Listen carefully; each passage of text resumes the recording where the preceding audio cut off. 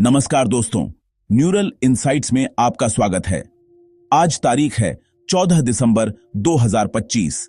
आज की खबरें बताती हैं कि एआई इंडस्ट्री अब प्रतिस्पर्धा से सहयोग की ओर बढ़ रही है। दुनिया की सबसे बड़ी टेक कंपनियां एक साथ आ गई हैं। डिज्नी ने ओपन एआई के साथ एक ऐतिहासिक डील की है और एंथ्रोपिक के नए मॉडल ने इंसानों को पीछे छोड़ दिया है। आइए विस्तार से जानते हैं। आज की सबसे बड़ी खबर यह है कि एआई एजेंट्स के लिए मानक तय करने के लिए ओपन एआई, एंथ्रोपिक, गूगल और माइक्रोसॉफ्ट ने हाथ मिला लिया है। इन कंपनियों ने लिनक्स फाउंडेशन के तहत एजेंटिक एआई फाउंडेशन की औपचारिक घोषणा की है।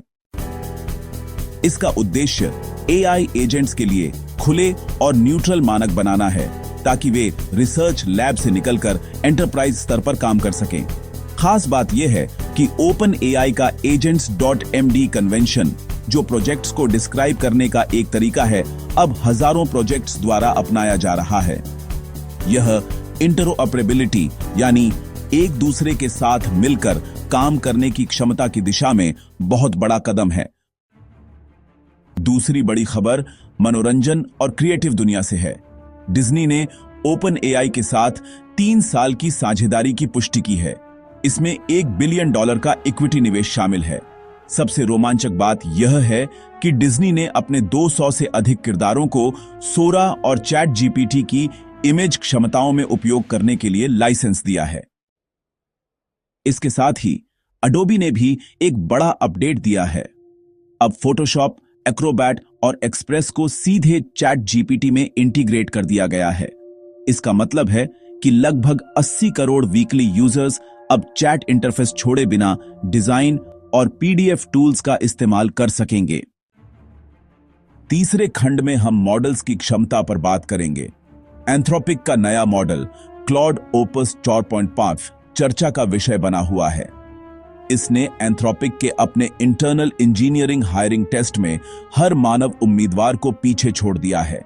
यह विशेष प्रोफेशनल डोमेन में एआई की बढ़ती क्षमता का प्रमाण है। वहीं गूगल ने भी अपने जेमिनी डीप रिसर्च एजेंट को अपग्रेड किया है। इसने रिसर्च बेंचमार्क पर पिछले मॉडलों को पछाड़ दिया है और अब इसे थर्ड पार्टी डेवलपर्स के लिए उपलब्ध कराया जा रहा है।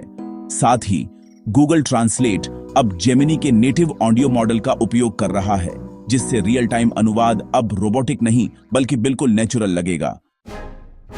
आखिरी खबर मार्केट डायनामिक्स पर है। सब कुछ अच्छा नहीं चल रहा है। ओरेकल और ब्रॉडकॉम की रिपोर्ट ने बाजार को थोड़ा हिला दिया है।